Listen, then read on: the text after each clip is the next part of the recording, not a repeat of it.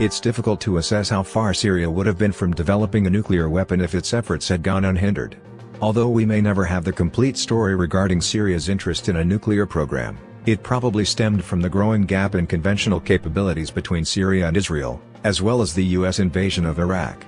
Although Syria has always denied that the installation was part of a nuclear program, the International Atomic Energy Agency later confirmed that the site appeared to be a nuclear reactor. There is little question that Syria's program was rudimentary compared to those of Iran or North Korea. However, it is entirely possible that Syria could have relied upon technical assistance from both countries. Indeed, it is highly likely that North Korea supplied technical assistance for the development of the reactor on the Euphrates. But Damascus would have needed to master a series of technical challenges, and there is little indication that Syrian economic infrastructure was up to the challenge of managing the very serious industrial and bottlenecks that it would have encountered.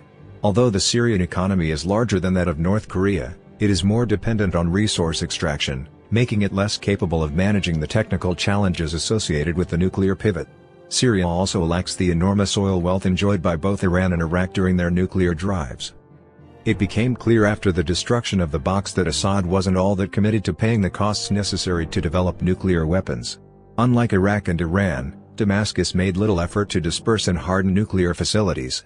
Indeed, given Syria's proximity to Israel, it's difficult to imagine how anyone in the country believed that the project could go undetected. As Anthony Kordsman has argued, the nuclear program would have been extraordinarily vulnerable at multiple points in its development.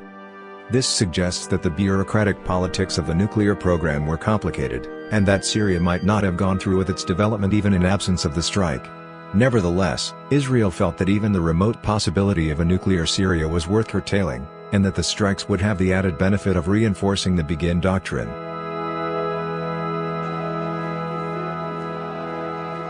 In any case, it is extremely unlikely that even an unmolested Syria could have successfully developed a nuclear weapon by the beginning of the Arab Spring.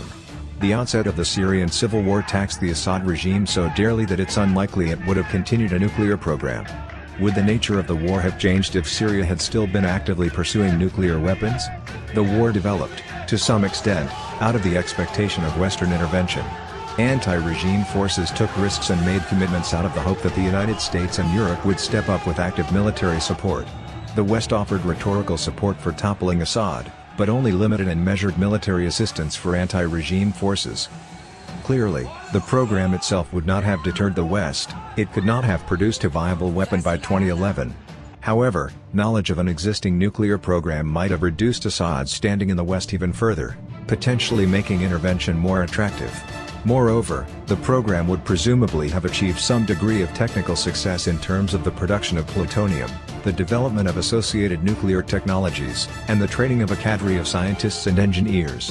This very success might have made the West nervous, perhaps nervous enough to take a more assertive policy against the Assad regime.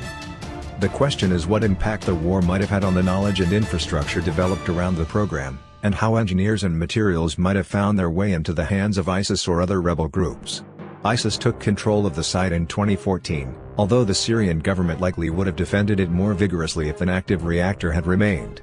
ISIS would not have been able to construct a usable weapon, and either the United States or Syria likely would have destroyed any facilities before they fell into the hands of the group, but it still would have been cause for concern.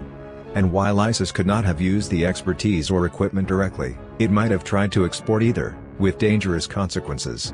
In any case, forces friendly to the United States captured the area in 2017.